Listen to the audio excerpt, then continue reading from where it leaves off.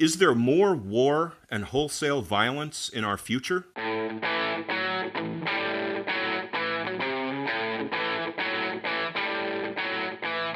Welcome to the Hub for Important Ideas. I'm Steve James. And I'm Ken Swain. In this episode, we talk about the prospect for war in our future from the unique perspective of one of our favorite guests. We're going to play for you a conversation we had with Jack Mosscou. Jack is a co-founder of the Writers Collective in New York. He has an extensive background in management training, strategic planning, and political consulting. His commentary on political events was previously posted in bloggingforutopia.com and Dispatches from Utopia. He is the author of Why Not Utopia, a Political Platform in Search of a Party, and is currently working on a new book, Dispatches from the Planet Utopia. I think it's worth pointing out for people who don't remember that Jack is, what would you say, when someone is in their 90s? Irrelevant. Ageism. He's pulling on an awful lot of decades of experience, is my point. That is quite accurate, yes. Here is our interview with Jack Mosscou. Jack, welcome to the Hub for Important Ideas. Oh, thank you for inviting me. Hi, Jack. Oh, hi, Ken. How are you? Good, thanks. Jack, it's a pleasure to have you back on our show. Thank you for being our guest once again. The subject of this episode is war. War in general, no pun intended. America just completed a 20-year war in Afghanistan, the longest foreign war in our history. In October 2001, the U.S. invaded Afghanistan to defeat al-Qaeda and the Taliban, but little progress was made. The Taliban resumed control when the U.S. pulled out. In March 2003, the U.S. invaded Iraq and overthrew Saddam Hussein's regime under the pretense that the regime had weapons of mass destruction, most notably nuclear weapons, which wasn't true. The U.S. pulled out in 2011, paving the way for the rise of ISIS and the redeployment of U.S. troops. Tens of thousands of civilians may have died in retaking Mosul and other cities from ISIS. Since 9/11, the U.S. has conducted hundreds of drone strikes in Pakistan and used the country as a military staging area. The current estimate is 479,000 to 507,000 total deaths, including civilians, opposition fighters, U.S. military, U.S. contractors, national military and police, allied troops, journalists and media workers, and humanitarian and NGO workers. 500,000 total deaths. This doesn't include indirect deaths, such as loss of access to food, water, health facilities, electricity, or other infrastructure. Now, going back, during the Gulf War actions between 1990 and 2007, 74,000 Americans were killed, more than the 58,000 reported casualties from the Vietnam War, which to me I was amazed when I saw that number. A 2007 report stated that a horrifying 1,600,000 disability claims were filed by Gulf War veterans, and thousands upon thousands more have filed in the decade that followed. Plus, 30,177 former military post 9/11 war suicides. Civilian deaths have also resulted from the U.S. military operations in Yemen, Syria, Somalia, and other countries in the U.S. so-called war on terrorism. So I'm sorry for that long preamble, but Jack, would you talk about how we define and quantify war and violence? Yeah, I certainly will. But let me meander around a little bit for a minute or two. And I want to play around with a couple of ideas. One, I'm not a big fan of cause and effect. I'm a little bit more inclined to like correlation. It makes a little bit more sense to me. I'm not also a big fan of comparative suffering. I'm going to be expanding the concept of war. To me, all acts of aggression and violence are war of some kind. So with that introduction, ask me anything you want. Okay. Ken, you had a question for him. Yeah. Jack, you've said that America is the most warlike country in the world today. Why did you say that? First of all, in harmony and lockstep with the GOP. I never said it. If I did say it, I didn't mean it. I probably said, or I've certainly meant to say, we are a very, I was just talking about comparative. We're a very warlike country. And I said that because I'm going to go through my notes from memory. I won't count the period before 1776 because we were theoretically British subjects. So things like the French and Indian War, we were colonists. Although I would point out that George Washington was the general who led that war. By the way, when I was raised, I thought the French and Indian Wars were the French and Indians were fighting each other. Right. You know, I mean, the way they distorted history was like unbelievable. But let's go to 1776. We had a revolution. Canada didn't. You know, same time, same period, same ethnic background. 1812, the War of 1812. And we started it. We went up to Canada, invaded them, and did whatever. And then the Mexican-American War, and then the Civil War, and all of the wars against the Plains Indians, and then the War, Spanish-American War, and then World War I. And then between World War I and World War II, you had all of what were called the Banana Wars. And I know you're going to ask me about Smedley Butler. This was the most decorated Marine in history. And he was involved in every war in the Philippines, in China, and finally the Central American Wars, which were all, you know, about the banana republics, meaning we were fighting for United Fruit and all of those companies. And he said, he realized he was a bagman for the capitalist system, and he was just a muscle man and a racketeer. So then in the 1930s. So that's what he meant when he said war is a racket. Yeah. That was his famous quotation. Yeah. Yeah. And he was talking about the fact that the local indigenous people, every time there was a strike for better wages or to prevent expropriation of their land, we sent in the Marines. And that was his, he came to that realization late in life, but then he became a fierce opponent of American militarism. So I guess the question that Ken was asking, you have said we're the most warlike country. Well, I want to go back to that. I'll list all of our wars. Yeah. Oh, okay. Go ahead. I'm only up to 1930. Okay. And then we had World War II, presumably a just war. And then we had, as you mentioned, Iraq, Afghanistan, a couple of others, Korea, Grenada, Panama. Grenada. Yeah, well, I was going to talk about Grenada in a separate context, but I will. I'll digress for a minute. Virtually every war that we fought after World War II, we lost. If we didn't lose it on the battlefield, we lost it in the peace-giving. The only successful wars we had were run by the CIA. Their covert operations, and that was war. We don't like to talk about it that way. But they were very successful in Argentina and Chile and Bolivia and Peru and Colombia and Brazil and Grenada and Panama. Everywhere they went, they were successful in establishing a counter-revolution. Now, ironically, 20 or 30 years later, after those regimes tortured and killed tens of thousands of people, there was a swing to the left. And now our CIA is busy again, and there's a swing to the right. Now, I call them war.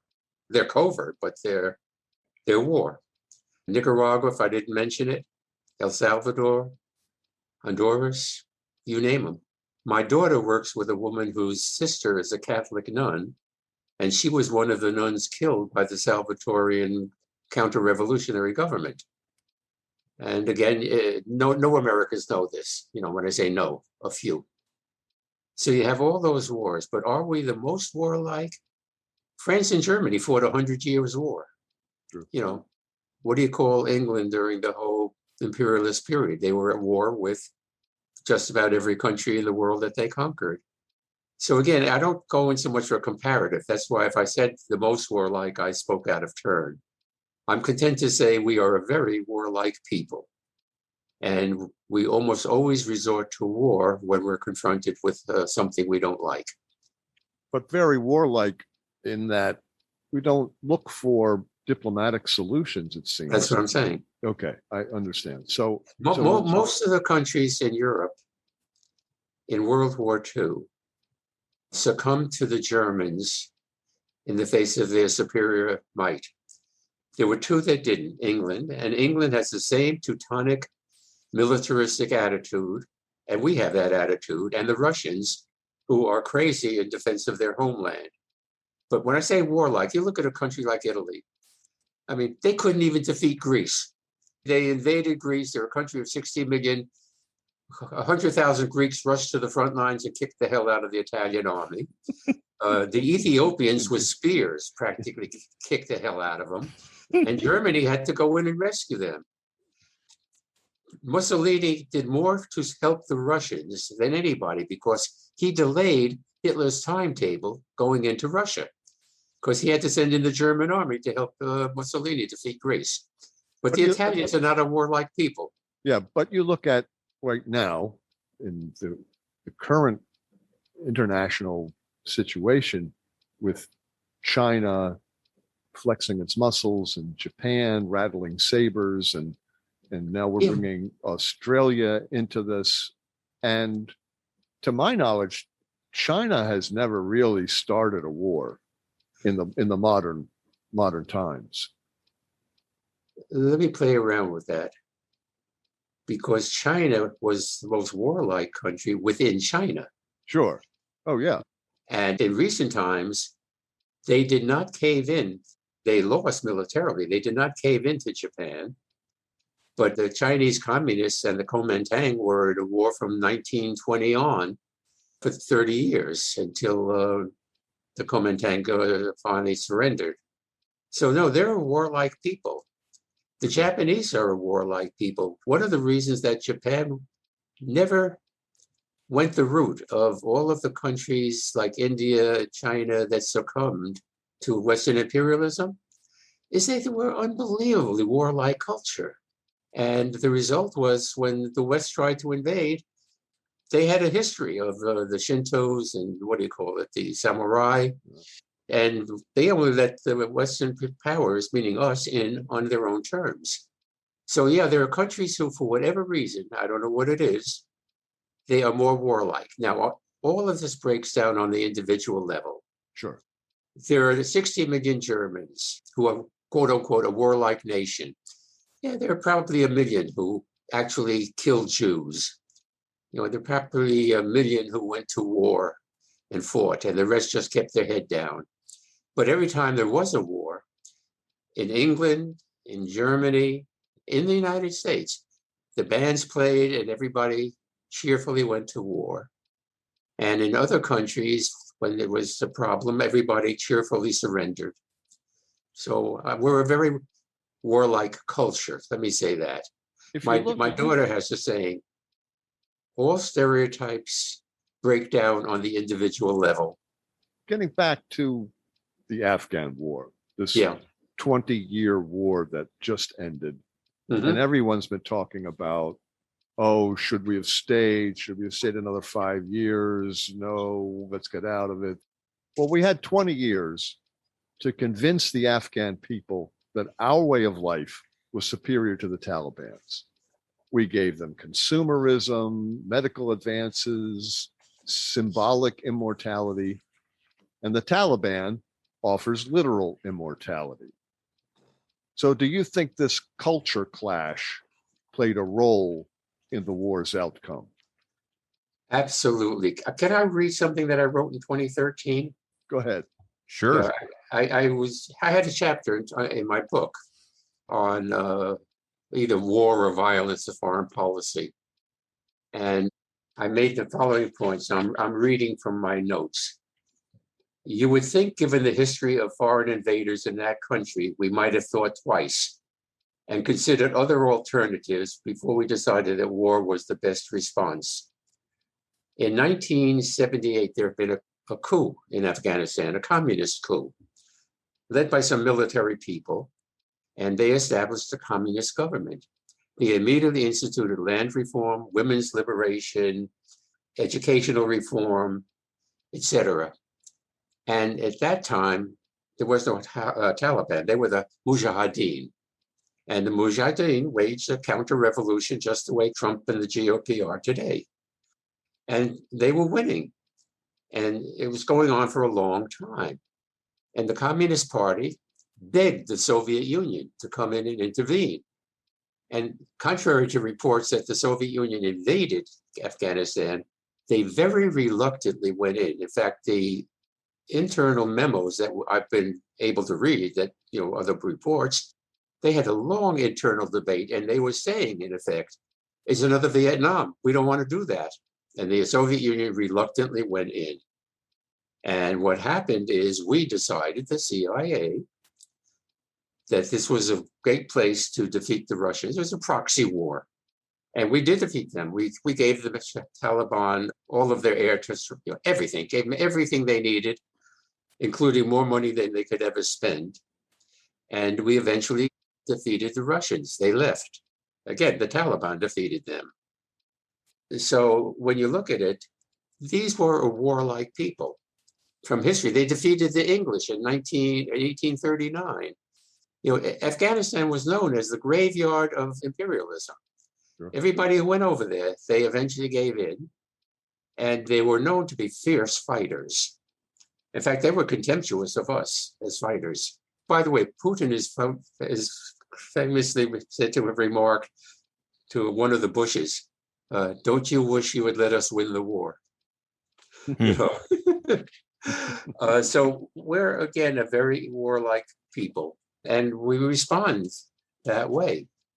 We see a problem, and by the way, the first thing we did when we became a country, we established a naval academy. Now, we've always considered ourselves a non-military because we didn't like the draft. And whenever there was peacetime, we never had an army to speak of. But Afghanistan is typical of, I hate to use the word hubris because it's kind of jargon I don't like, but we are so egotistical and we are so certain that we are right. And we have this uncanny ability to call ourselves a democracy. There's no democracy for slaves. There was no democracy for working class people. We called in the military every time they went out on strike. And this goes back to the it goes back to Che's rebellion. Che was a revolutionary veteran. And after the war, they were all being taxed to pay for the costs of the war. And they had to pay in gold, which they didn't have. And the rich people had gold, weren't paying. They were escaping their taxes even then. So Che launched a real revolution. I'm talking now, I don't remember the year, but 1790, in that period, 1800. And this was up in Massachusetts. And they waged a war that they didn't have to pay back, or if they did, they could pay back with scrip, not gold, which they didn't have. And Washington and the government sent in the army and crushed the revolution. And every time this happened, that's what the army did. There were all of those strikes in the 1910-20 period, steel, auto, coal, and the government called out the military. They were very violent. The labor movement in its early days was very violent. Our labor movement was the most violent in the world. Right. We always talk about how, unlike Europeans, we didn't have class divisions. Now, an interesting theory is that the labor movement was largely built not by Jews in the beginning, but by the Scotch-Irish. And they are warlike people. I never realized that the Scotch-Irish were Scots people that England sent into Ireland to tip the demographic scale because the Irish were so rebellious and constantly in rebellion and constantly fighting. So they sent in Scots to dilute their heritage. But the Scots are just as militant as the Irish. So that was the background. And then in the 1910s, not that period, when the labor movement was not largely, but disproportionately Russian and Jewish, they called out the army. And where was the one out in Idaho or Boise? It was a pitched battle. It lasted for days. That was, I forget the name of it. And then you had all of the ones in the steel mills, the Homestead ones. You had the Haymarket one. Well, we fought a war in Florida with the Seminoles. I was just going to mention that Yeah. when you talked about the longest war, Yeah. the Seminole War may have been even longer. Oh, that's why I said it's the Afghan's the longest foreign war. Oh, okay. But well, at that time, Seminoles were actually a Spanish colony. yeah, that's a good point. Yeah. And but again, it became a place of refuge for Indians and black slaves, and they fought forever. And I think it was dear, as he's known, Bloody Andrew Jackson, Right. who actually finally subdued them. It took 100 years. It went on It and took on. a long time. Yeah. Jack, you touched on it a little bit. We wanted to talk about the success rate of our country in fighting war since World War II. You're expanding the definition of war at the beginning, changes the nature of that question slightly. Yeah. But you think that we've done pretty badly at winning wars since World War II. And I wonder if that doesn't seem to affect our proclivity for getting into them again. We don't seem to learn a lesson very well. No. And Germany didn't learn its lesson from World War I. It claimed it was stabbed in the back by Jews. Otherwise, they would have won. And we have all kinds of excuses for why we didn't win. We fought with one hand tied behind our back. That was the major one in Vietnam. And the only reason we had one hand tied behind our back was the Chinese and Russians said, we'll let you win, but we will not let you go near China.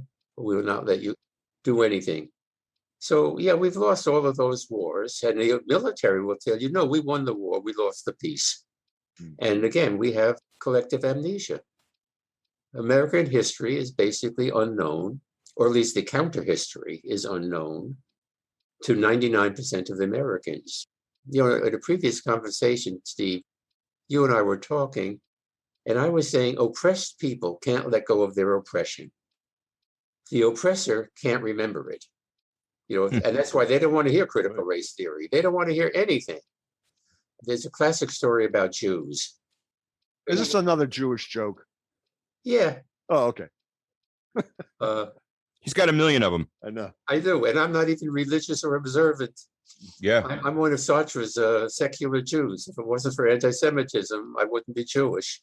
But 4 people, Englishman, Frenchman, German, and a Jew, are writing their doctoral thesis on the elephant. Now, keep in mind stereotypes. The Englishman writes on hunting the big game elephant. The Frenchman writes on the sex life of the elephant. The German writes on the statistical measurements of the elephant. And the Jew writes on the Jew and the elephant question. They won't give up. Well, we've carried next year in Jerusalem for 5,000 years. And Jewish people, particularly the religious ones, remember everything from the diaspora, from in particular Portugal and Spain, where they were expelled. But you look at Israel now, talk about a warlike people, a warlike Absolutely. country. My gosh, it's just And been every one after Jew another. and every Jew became proud of being a Jew after the 1967 successful war. Right. That's when all Jews came out of the closet and said, oh boy, nobody pushes us around anymore. Because prior to that, the Jewish mythology was, if you spit in a Jew's face, what does he do? He says, oi, it must be raining outside. We were victims, and we played the role of victims because we had no choice. Who the hell were we going to fight? We had no guns, we had no army, and we were victimized. It's just to move the conversation over for a second, but we've been talking about the war in Afghanistan, all the wars we're still fighting. We're still fighting in the Middle East now. Yeah. But recently, economist Richard Wolff said that the U.S. spent $8 trillion, that's trillion with a T, in the last 20 years on wars we didn't win. That's right. And this includes the cost of VA treatments of wounded and psychologically damaged Americans. So when Butler said war is a racket, he was saying, that he and the military people that report to him were fighting for the profits of the war profiteers. Yeah. Well, we're talking about $8 trillion. And right now, the country is in this big debate over spending $150 billion a year for 10 years. So they go, oh, it's 1.5 trillion, but it's 1.5 trillion over 10 years. We Mhm. spent 8 trillion Yeah. in these wars. And what did we get out of that? Could you comment on that a little bit? What is all this money about? Well, the racket started in 1812. We wanted access to Canada. The racket started in 1845. Mexico was freeing the slaves, and we wanted a new slave state. All of our wars were fought in the interest of capitalism or imperialism or for profit, all of them. The Civil War, the North really wasn't opposed to slavery because they were benefiting from it. All of the cotton industry, all of the shipping, all of the mercantile, all wars, English and every war, were a racket in which we were fighting, poor people were fighting for the wealthy class to remain wealthy. Now, the military is an industry. Dwight Eisenhower said it, the military industrial complex. But we have an unbelievable amount of generals. They all live well. They need a war. They need something. So, they keep it up. And they are cheerfully subordinate to the industrial elite, to the corporations. Eisenhower famously, as he was leaving office, he had already seen the threat that this posed. And he basically said right to the American people on television, you guys need to watch out for this because this is a big problem. Yep. And he said the military industrial complex will become a monster that will devour you. But that's a very scary and cynical concept that we would actually fight a war, kill hundreds of thousands of people so that Boeing could make, I don't mean to single out Boeing, but Boeing, Bechtel, Lockheed, all these defense contractors could make their money, taxpayer money. I don't think it's cynical. And by the way, the American military industrial complex is so sophisticated that they put plants in all 48 states. So every state has a vested interest in maintaining the military complex. Oh, Connecticut's economy is very dependent on Electric Boat and Sikorsky helicopter. I mean, these are major defense contractors. Now, a lot of them are located in the South, but they're located all over the country. And it's integral to our culture and our society. I want to go back to Israel for a minute. They, as you now know, have mandatory military service for 2 years, including women. And Israel has one of the better covert operations. Their special forces are considered to be even better than ours. Now, just recently, Israel said it's going to mobilize the Hasidim and the ultra-Orthodox because they were exempt for religious reasons. Yeah. And boy, are those two up in arms. But Israel said, hey, we're tired of fighting for you. You're going to have to join the army. Now, America never had a draft. We always had a peacetime army. The only time we drafted was in in the Civil War. And if you remember, once the draft came about, the Irish in New York City literally waged a rebellion and an insurrection. They killed every black they could get their hands on because they were willing to fight for the Union. They were not willing to free the slaves. And in World War I, we had a conscription. And again, this government sent Eugene Debs and everybody it could to jail. And for the foreign ones, the communists like Emma Goldman and I forget who else, who were basically Russian and Jewish, they deported them immediately. So again, people don't know it. And by the way, if you told them, they would approve of it. So I see us as losing every war, but somehow or other, capitalism survives and it goes on and it will continue to go on. So in that regard, it doesn't really matter if we win the war on the battlefield or whatever the intent of the war is, like the war on terrorism. I have no idea what we're supposed to win there, like defeat terrorism, which is insane. But it doesn't seem to matter if we win as long as the defense contractors get their trillions. And the workers get their job.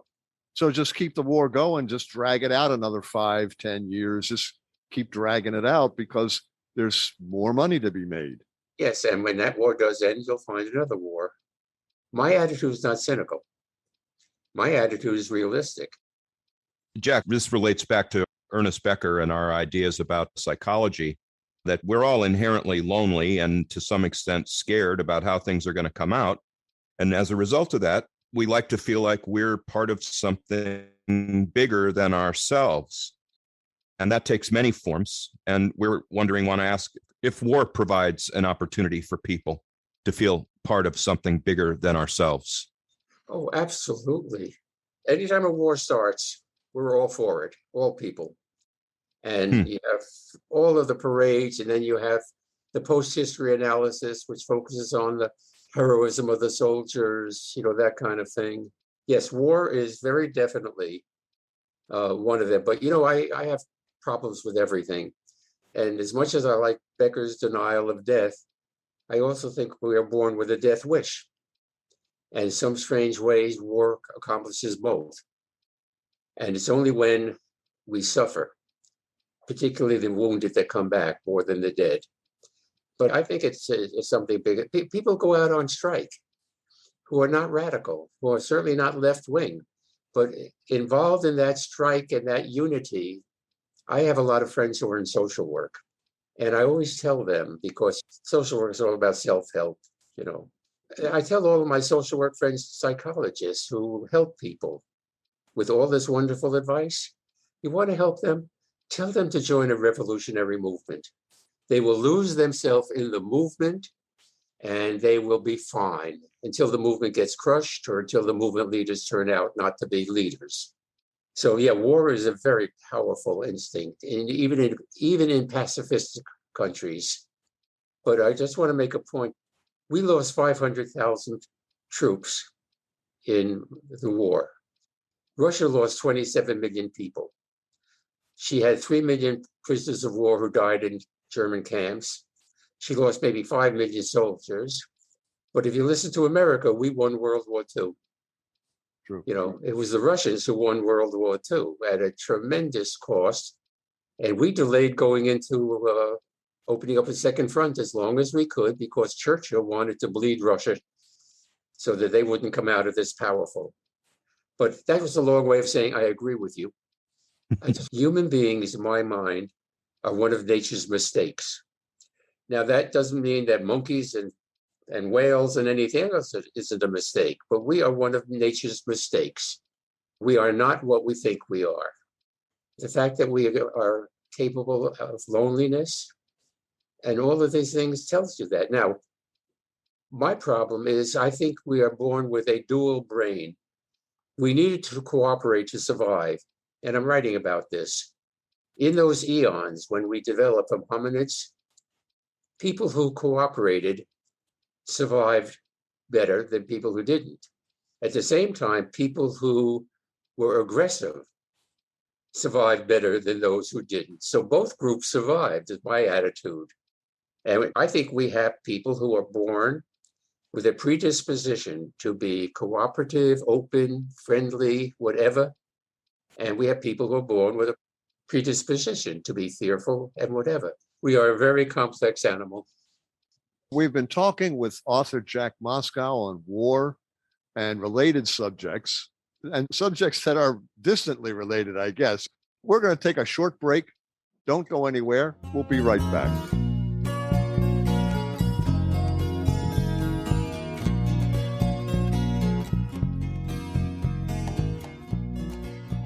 We're having a conversation about war with Jack Mosscou, author of Why Not Utopia? Jack, Hollywood has a love-hate relationship with war. From Audie Murphy heroism to Full Metal Jacket. What is the role that war movies play in our society? If you haven't already learned, asking me a question is almost an oxymoron, because I'm going to answer going back to when Adam came out of the jungle. Let me say this. Hollywood has a love-hate relationship with making money. 2, Hollywood was founded primarily by European Jews, and they very much wanted to become Americanized. And 99% of their movies, in one way or another, were to ingratiate themselves into the American culture. So whether they were doing Gone with the Wind or Birth of a Nation, whatever they were doing, they wanted to go along with the ruling power elites. And when the ruling power elites wanted to get rid of communist scriptwriters and actors, Hollywood fired all of them. So they made all kinds of movies. I have a subscription to Amazon and Walmart or whatever. And those podcasts and those movies that they play are very often radical. Some of them are very pro-war, like. And well, that's what I was going to say. Yeah. Not some of them. Well, If you look at the preponderance, they are pro-war. right. They are pro our culture, is what I'm saying. So Hollywood does that. It does it very well. And by the way, Hollywood has probably been the most successful importer of American cultural values than all of our wars put together. I mean, France, England, Afghanistan, everywhere. They love American movies. Sure. Hollywood has also made anti-war movies. Oh, absolutely. And was that just because they were pandering to the anti-Vietnam War sentiment at that time? Or is there really this love-hate relationship where the American people can't make up their minds, and so Hollywood can't make up their minds if war is a good thing or a bad thing? Let me go back to the 1930s. We sat out the Spanish Civil War. Sitting out the Spanish Civil War was by definition helping Franco and Hitler and Mussolini, because given enough arms and ammunition, the Spanish government would have been able to put down Franco's insurrection.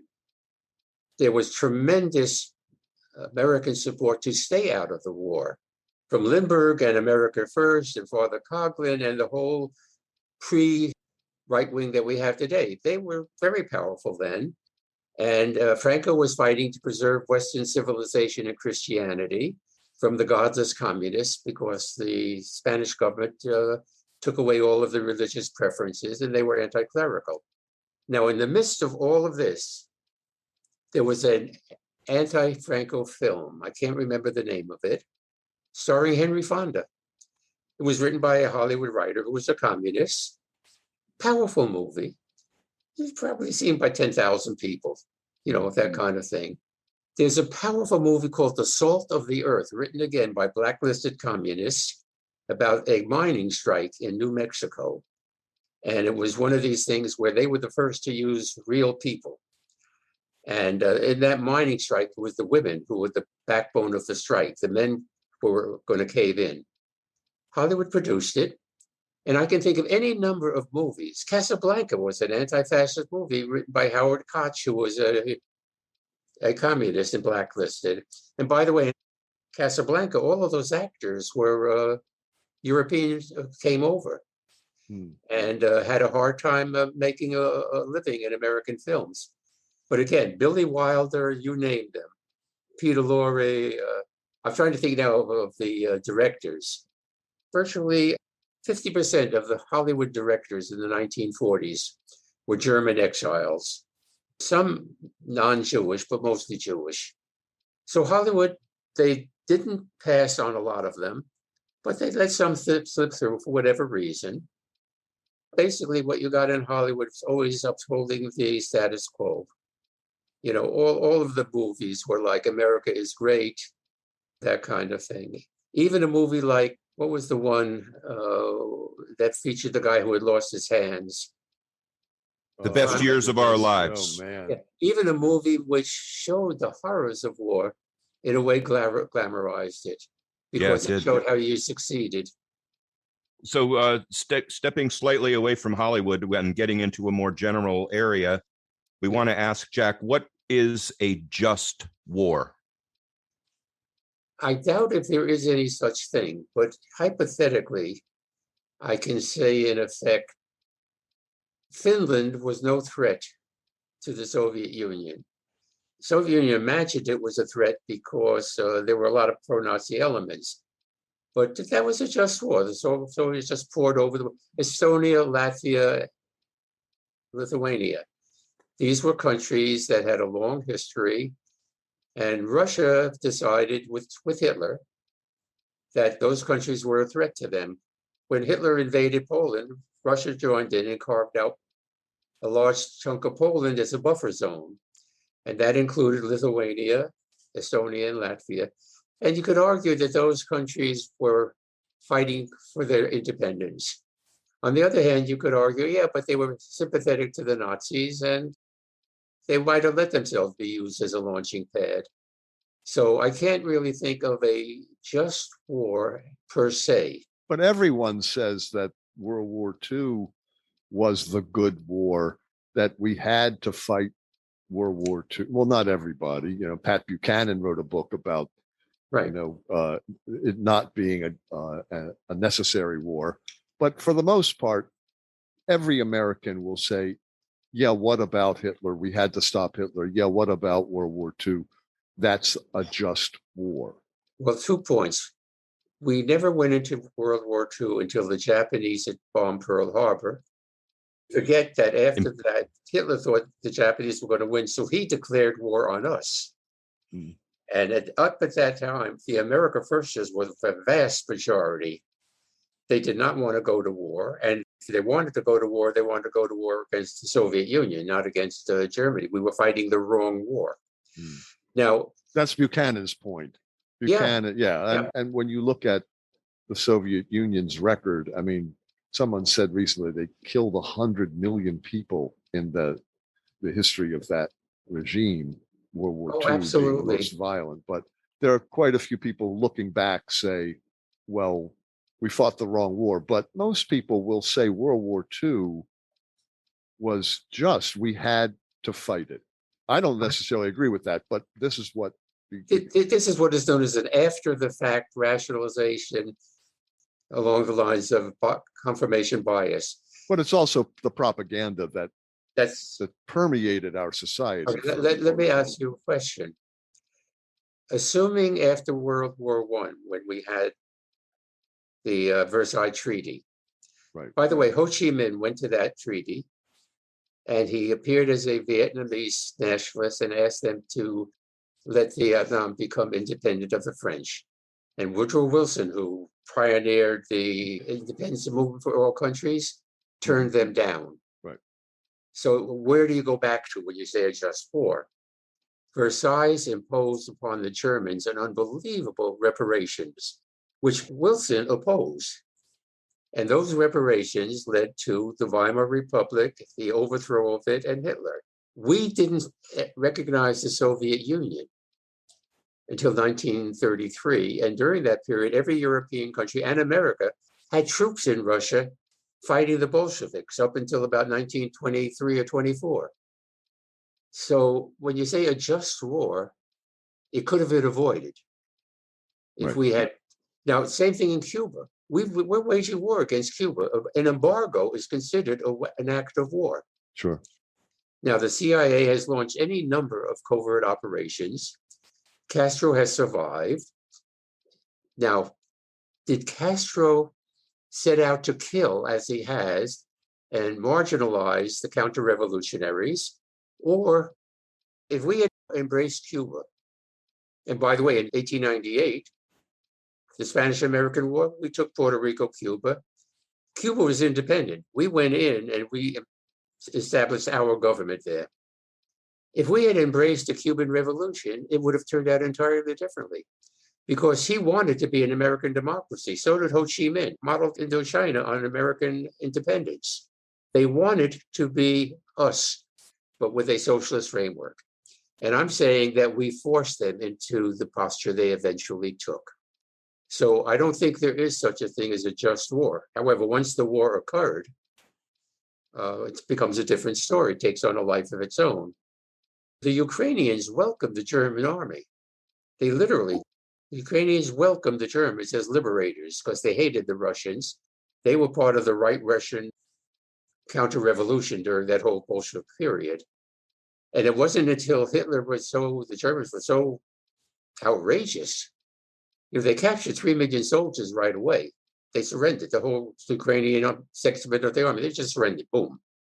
But then it became clear that the Germans didn't know what to do with them, and they put them in camps, and they were starving them to death and maltreating them. And they came into the Ukraine, and they killed every commissar, who was mostly Jewish. And the Ukrainians were fine. In fact, the Ukrainians actually helped the Germans find and kill Jews. And it wasn't until the Germans ran out of Jews that they then decided they needed to kill Ukrainians, that the Ukrainians finally became part of the war effort. So I don't see any just war. I just see human beings constantly blundering into, and then after the fact saying, in effect, oh God, look at the Holocaust. Well, if you think about the Holocaust, Roosevelt and Churchill were asked to bomb the camps, and they didn't do it because they didn't want the Germans to know that they had stolen their radar secrets. And again, if you look at the Holocaust, the Russian Gulag was probably twice as bad, if not more. Yeah. We've had several in these wars, these recent wars. Mhm. I know you like to talk about history, but I'd like to talk about the last few years. And Chelsea Manning and Julian Assange have suffered Yeah. incredibly for what they did in the Iraq war. Yep. In your mind, are they heroes? The answer is yes, but I want to qualify it in the following way. The first responders who went into the World Trade Center towers, particularly the firemen and the policemen, clearly were heroes, but I want to make a point. They didn't go in with the expectation they would die. Mhm. They went in with the expectation that they would be able to rescue people. Their death was heroic, not their intent. And Bill Maher got fired for saying this. The hijackers were heroic. They went into those buildings knowing they would die. They didn't expect to come out of it alive. That's heroism. Now, it was for a terrible cause. Now, again, going back to this, the Communist Party and communists in general, and neo-communists and some people who were merely liberals, suffered tremendously during the McCarthy period. But I didn't become a communist thinking I would get fired from my job and harassed by the FBI. That happened as an after effect. Larry Parks didn't become a communist thinking he would lose his job because he was an actor. Yeah, but I think Chelsea Manning. No, that's what I'm saying. I want to make Yeah. the point. Okay. They may have, because they have the benefit of hindsight. No, I think So that, they may have known that they were going to be punished this way. okay. If they went in knowing it, they are definitely heroic.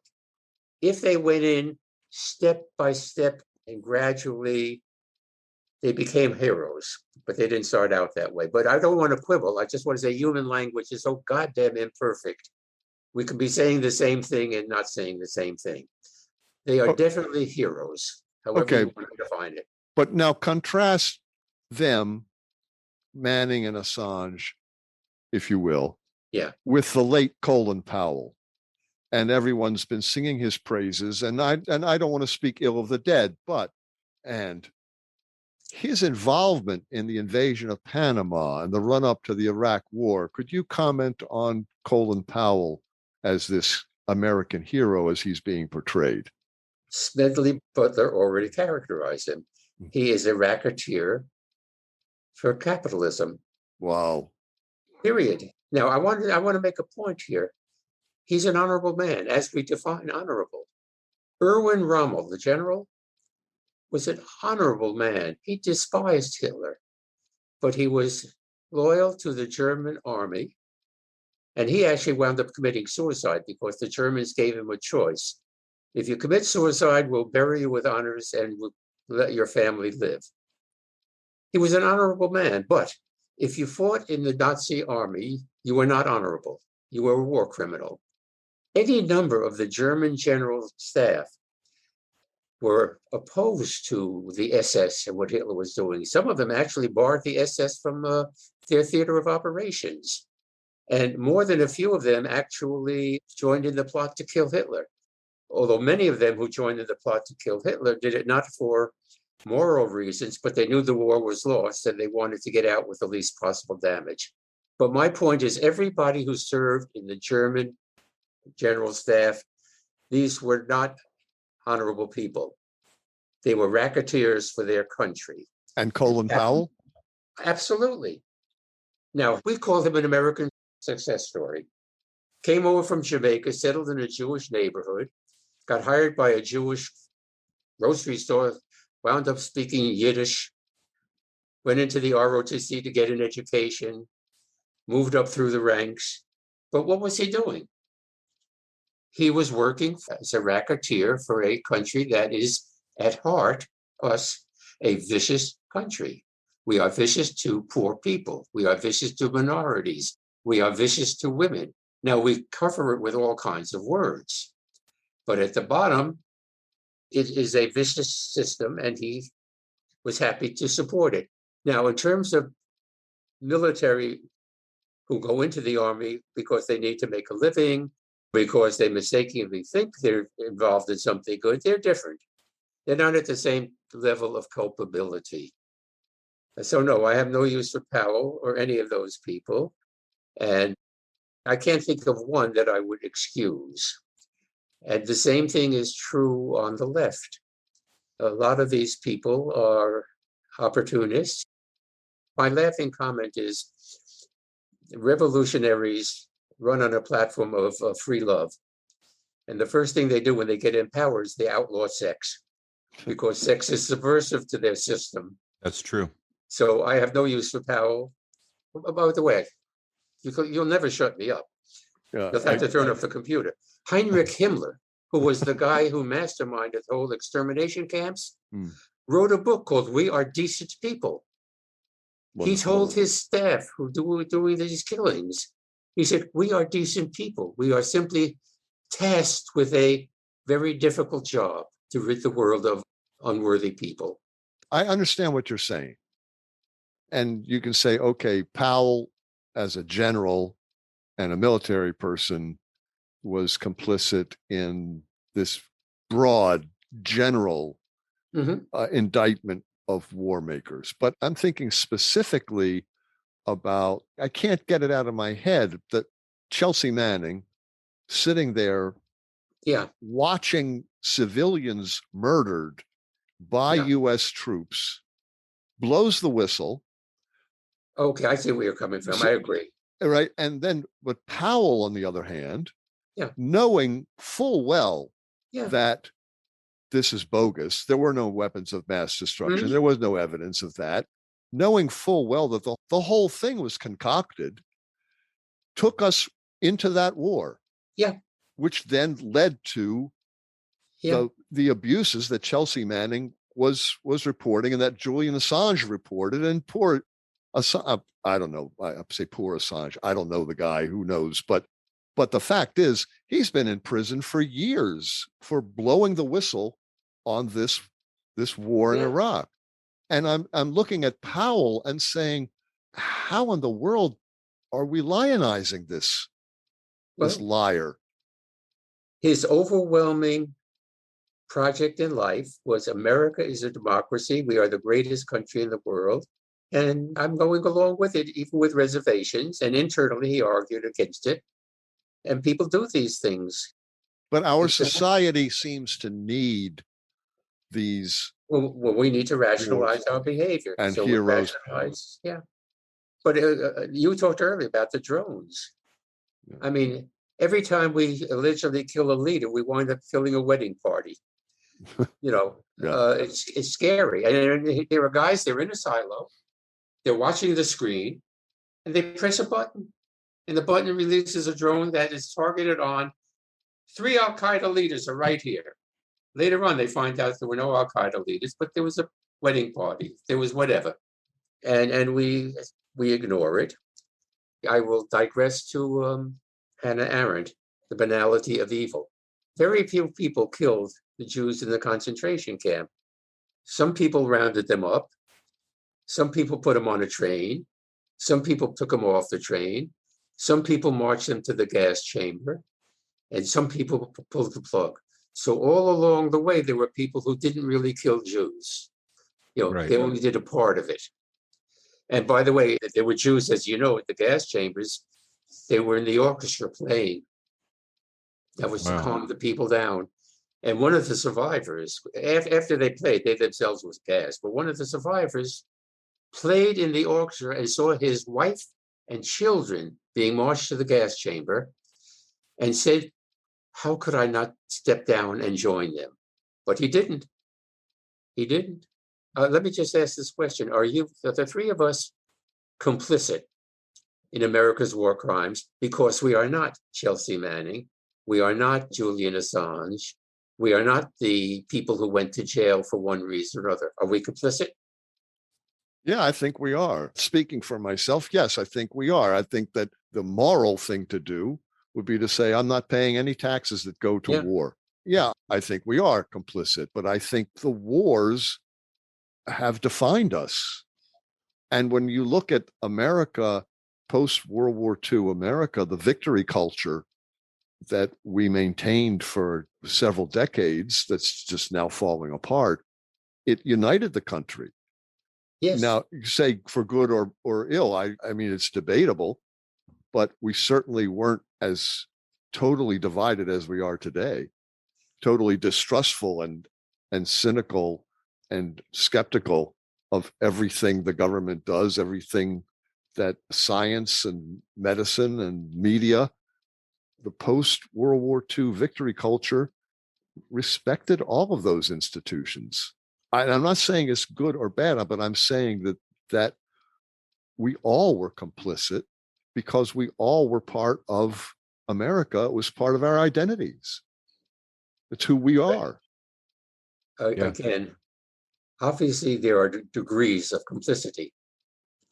Powell was in a position to be more complicit. You and I are not. True. Now, am I less complicit than you? Because in 1940, I don't know, at 47 or 48, at the age of 18, I joined the Communist Party to protest imperialism. And I quote unquote suffered. I lost my job and I had to scramble for a few years. But other people like Assange and many more lost more than their jobs. They were exiled, they were deported, they were put in prison for years. Again, are the strikers in Harlan County who were killed less complicit than the scabs who went to work? These are tough. Now, I just want to, again, challenge your point in this way. In the Revolutionary War, apparently only 1/3 of the colonists supported the revolution. And in fact, more Americans went to Canada than Cubans left Havana to come here. In the Civil War, I mean, talk about division. I mean, that was the bloodiest war in history up to that point. Talk about a labor strife. Now, right now, our country is totally divided because we had, as a country, despite all of what I said, bought the myth that we were a peaceful and prosperous country. We no longer buy that myth. What I will predict, I love predictions because they're in the future. So I can always be right sometime in the future, even if I'm wrong now. Our present division is irreversible, absolutely irreversible. We will be involved in a civil war. I love that word. How war can be civil is beyond me. For the foreseeable future. Now, that war will take several forms. One of which is, I suspect there will be more actual insurrections. Our insurrections actually started with the Oklahoma City bombing, but nobody called it an insurrection. That was the militia from Michigan. We're going to have more insurrections. These people aren't going away. Trump isn't going away. The group behind him isn't going away. It is, to me, crystal clear. According to psychologist Steven Pinker and historian Yuval Noah Harari, the number and severity of wars has declined in the last 50 years. There are not many all-out wars, merely small, contained wars. Harari said, war is obsolete. You're more likely to commit suicide than be killed in conflict. He's talking statistics, talking about 50 years, the broad statistical analysis that Pinker likes to engage in. So the question then is, Is this alleged reduction real, or is it the lull before the pent-up aggression explodes? I'm going to argue it's the lull before the pent-up aggression. And if a historian is looking back at us at this time, he will reduce the period from World War II to whenever the eruption occurs in one sentence. History will say, in effect, there was no real major wars for a period of 100 years, and then go on to something else. The question is comparative. What I object to is not their concept that there haven't been any wars like World War II or World War I, but what the hell do you call a war in Somalia? What do you call a war in Honduras? By the way, I go so far as to argue that gang wars are wars, but we have to use that word. When I say we're a warlike people, we're shooting 20,000 of our own people ourselves. Isn't that a war? So they're right. There are no major wars, but I would venture to guess that just as World War I successfully barred germ warfare, although Hussein, whom we supported in this war against Iraq, used it, I would argue that the next war will make Hiroshima and Nagasaki look like child's play, because it won't be 2 atom bombs, it'll be 20 hydrogen bombs. And but it's a safe prediction because you can't prove it because we haven't lived long enough. This may seem like a question strangely at odds with your last statement, but I have to ask, Jack, because we're coming to the end of our time. Are you hopeful about the future? No, I always Why? quote, because I think we are a flawed species, and I think that the destructive species will win out over the cooperative species. So I'm not hopeful. Now, I could conceive of a situation where a hydrogen holocaust will wipe out 90% of the human population, and the 10% that will emerge will have a new basic genetic makeup that's cooperative. But I don't see any hope. My attitude is you are what your record says you are. What do you see in our record? Certainly, since we have a language, written language. You know, we can speculate about the eons when we were emerging as a species, but you name a species, a predator species, that doesn't remain a predator species. But we have MAD, the Mutually assured mutually destruction. assured thank you. Well, we mutually have assured we have destruction. something no other animal has. We have cultural liftoff. And the argument is that cultural liftoff will let us transcend ourselves. I object to the word transcend. I don't think we can transcend our biology. I think what cultural liftoff can do is cope with our capacity for violence. You know, it's like if you wake up and you say, oh, I'm going to have a bad day today, I'm in a bad mood. Knowing that, you can consciously make a decision not to have a bad day. But I don't think we transcend our biology. I think the instinctive reaction to everything from the other to any affront to us will be that of a predator animal. But we restrained ourselves from attacking Russia directly, and instead we engaged in these proxy wars. Right. But it was the threat of nuclear holocaust that kept us at bay and continues to keep us all at bay. It's the threat of nuclear holocaust that keeps us from invading North Korea. And the North Koreans know it, and that's why they keep putting it out there. Hey, we've got nukes, and now we've got missiles to keep us at bay and the whole world. And that will continue to work until it doesn't work. Right. At some point, it doesn't work. And it's lasted an awful long time. And America was really one of the pioneers of what I call capitalism bends, but it doesn't break. Let's just say it this way. I'm pessimistic. I have no problem with people who are optimistic. And I use your earlier podcasts as reference with what's your one guy, Greenberg? Well, He's never been These he's never been a guest on the podcast, but yes, Yeah. we've interviewed him in the past. Sure. Okay. And he's very pessimistic, and so am I. Now, people ask me, well, if you're pessimistic, why do you work for a better world? Well, why not? I mean, it doesn't, working for a better world, that doesn't make me less pessimistic. It just makes it easier for me to try to cope with and understand my situation. As one of my favorite writers said, why not utopia?